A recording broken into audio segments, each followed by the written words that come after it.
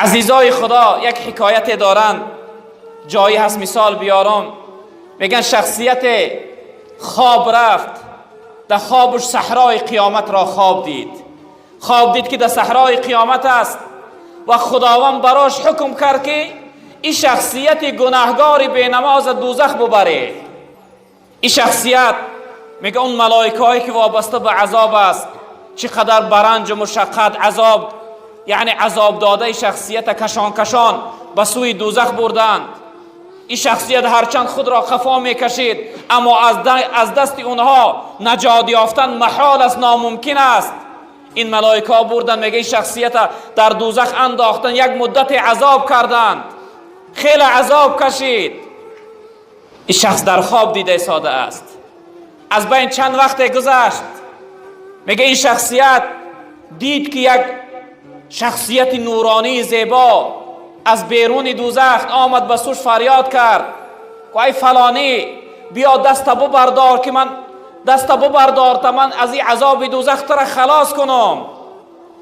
میگه این شخصیتی که در عذاب مبتلا هست به او صحبت کرد، گو برای چی وقتی که خداوند من حکم کرد که دوزخ توش بره اون لحظه حاضر نشدی من خلاص کنی؟ برای چی اون لحظه ای که ملائکه های عذاب من عذاب داده به سوی دوزخ می آوردن اون لحظه حاضر نشدی من خلاص کنی؟ برای چی یک مدت من در دوزخ عذاب کشیدم اون لحظه حاضر نشدی من عذاب خلاص کنی؟ میگه این شخصیت براش چی جواب گفت؟ براش گفت که ای بدبخت، ای ابله، اگر تو من در وقتش ادا میکردی، در وقتش میخواندی و قضا نمیکردی، اون لحظه ای که خداوند حکم کرد که دوزخ ببره من اون لحظه حاضر میشدم تر شفاعت میکردم و خلاص میکردم.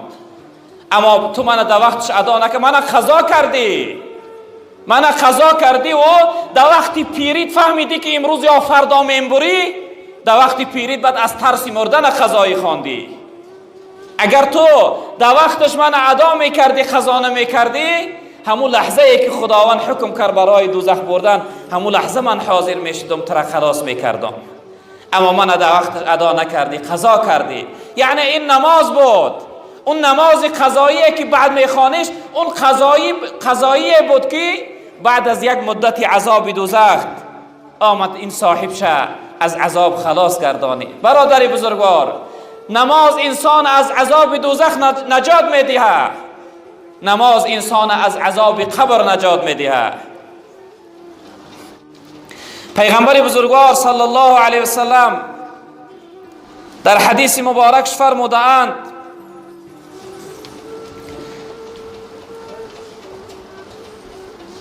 هر شخصیتی که 5 وقت نماز ادا میکنه، هر شخصیتی که 5 وقت نماز میخونه، من حافظ علیها کانت له نورا و برهانا و نجاتا یوم القیامه. هر شخصیتی که 5 وقت نماز ادا میکنه، این نماز برای او شخصیت در روز قیامت نور میشده است، یعنی آخرتی وی نورانی میگردانده است.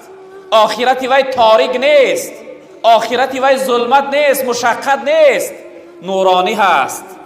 و هر شخصیتی که 5 وقت نماز میخوانه، این نماز او شخصیت نجات میداده است از قهر عذاب خدا و برای او انسان حجت میشده است، دلیل میشده است، دلیل حجت مسلمانیش. پیغمبر بزرگوار صلی الله علیه وسلم در روایت دیگر فرمودند ثلاث من حافظ علیها فهو ولی الله حقا و من ضیعهن فهو عدو الله حقا. تن 3 چیزی هست که هر شخصیتی که این 3 چیز را در حیات داشته باشد او دوستی حقیقی الله است. هر شخصیتی که 3 چیز در حیاتش نداشته باشد او دشمنی حقیقی الله است. اینها چی هستند برادران عزیز؟ پناه به خدا، پناه به خدا از اون لحظه ای که انسان دشمن خدا شود. بگذار خداوند تو را دوست نداره، اما پناه به خدا که خداوند تو را دشمن بدانه. دشمنی به خدا خیلی گناهی بزرگ و نابخشیدنی هست.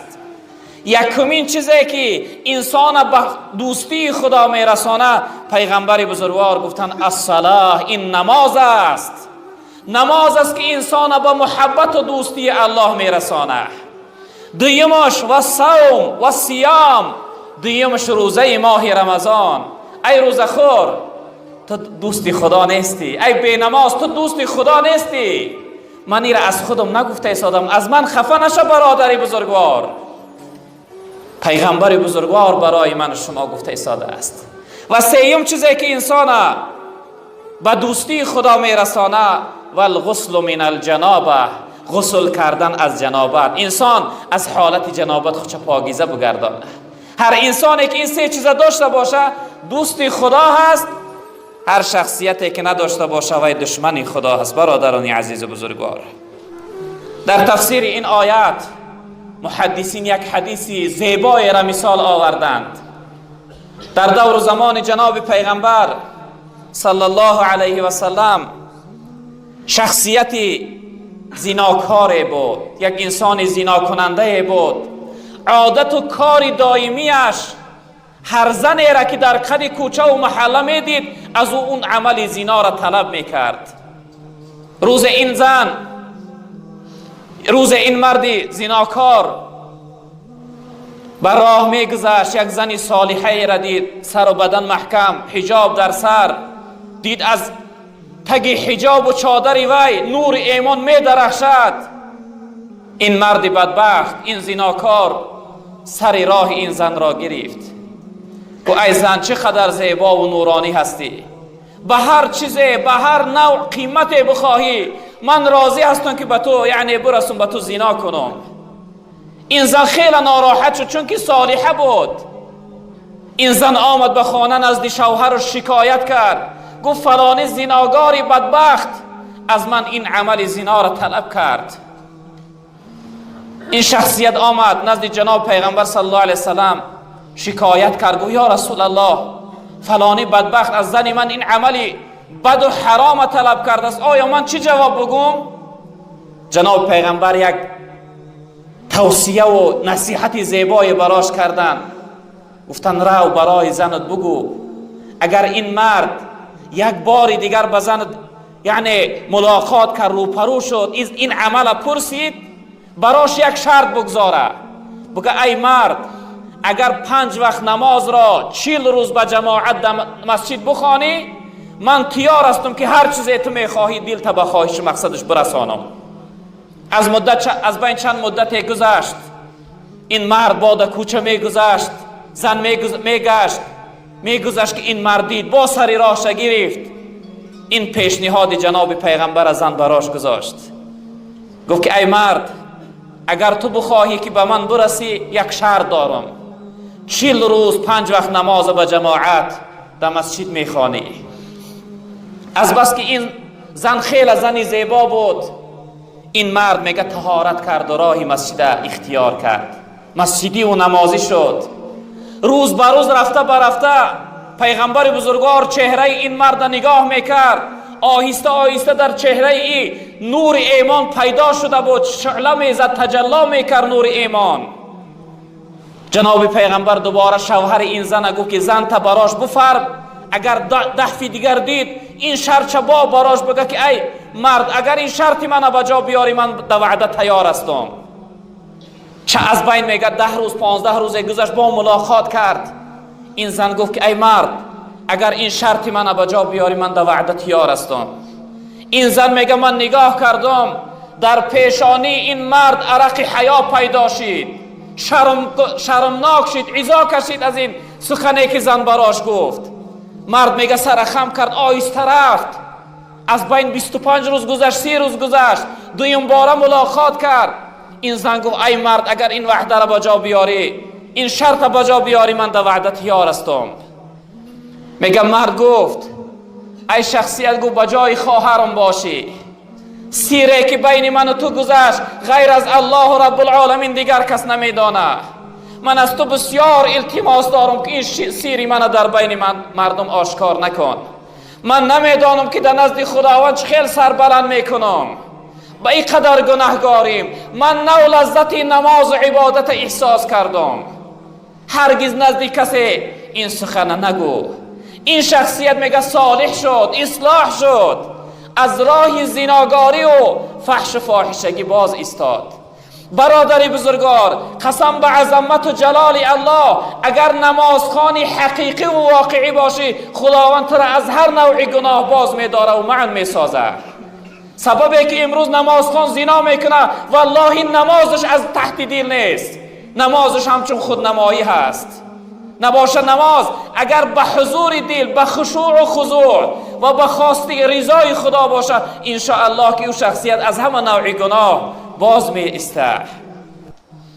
پیغمبر بزرگوار صلی الله علیه وسلم در روایت دیگر فرمودند: ثلاث من حافظ علیها فهو ولی الله حقا و من ضیعهن فهو عدو الله حقا. تن سه چیزی هست که هر شخصیتی که این سه چیز را در حیات داشته باشه او دوستی حقیقی الله است.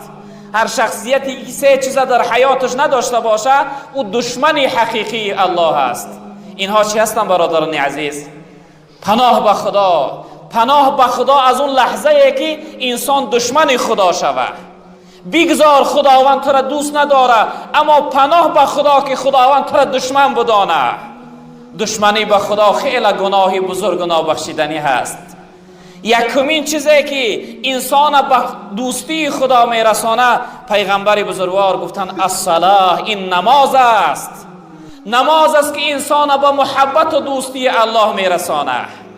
دویمش و صوم و صیام، دویمش روزه ماه رمضان. ای روزه خور، تو دوستی خدا نیستی. ای بی نماز، تو دوستی خدا نیستی. من این را از خودم نگفته ایستادم، از من خفه نشه برادر بزرگوار. پیغمبر بزرگوار برای من شما گفته ایستاده است.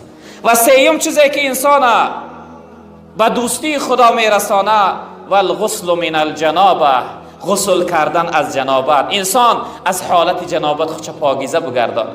هر انسانی که این سه چیز داشته باشه دوستی خدا هست. هر شخصیتی که نداشته باشه و دشمنی خدا هست. برادران عزیز و بزرگوار، در جای دیگر رب العالمین می فرماید که فویل للمصلین الذین هم عن صلاتهم ساهون. ویل است، ویل باد برای نمازخوانها، همون نمازخوانهایی که نسبت به نماز بی پروا هستند، همون نمازخوانهایی که نماز قضا میکنند، همون نمازخوانهایی که نماز یک چیز عادی میدانند. امروز اکثر از مردم ما در حالت کارش نماز قضا میکنه. برادر بزرگوار، همون لحظه ای که نماز قضا کردی و کار کرده ساده ای، هر درآمدی که همون لحظه برای تو بیاید، والله قسم او پول برای تو حرام است. اون پولی که در حالت نماز قضا کردن نماز قضا میکنی، میگوی بیگه در خانه میخوانم، او پول برای تو حرام است. در یگان حالت و صورت نیست اجازت برات که نماز ترک کنی. زی معذوری اجازت روزه خوردن، نماز را نیست اجازت تا بمردن. تا مردن اجازت نداری برای نماز قضا کردن. برادر عزیز بزرگوار، ویل چی هست؟ الویل وادی فی جهنم. جناب پیغمبر گفتن ویل یک پستی و یک جای خیلی دشواری و مشقتی هست در دوزخ. از همه پسترین جای دوزخ ویل است که چرک و زردابی دیگر دوزختی ها در اون ویل می چکیده است. این جایی کی بود است؟ جای شخصیت هایی که نسبت به نماز بی پروا هستند. دیگر حالتی که رب العالمین انسان های بی نماز بیان کرده است، در روز قیامت خداوند بچنان برای جنتی ها و دوزختی ها حالت نمایان میکنه که جنتی ها حالت دوزختی ها را میبینند.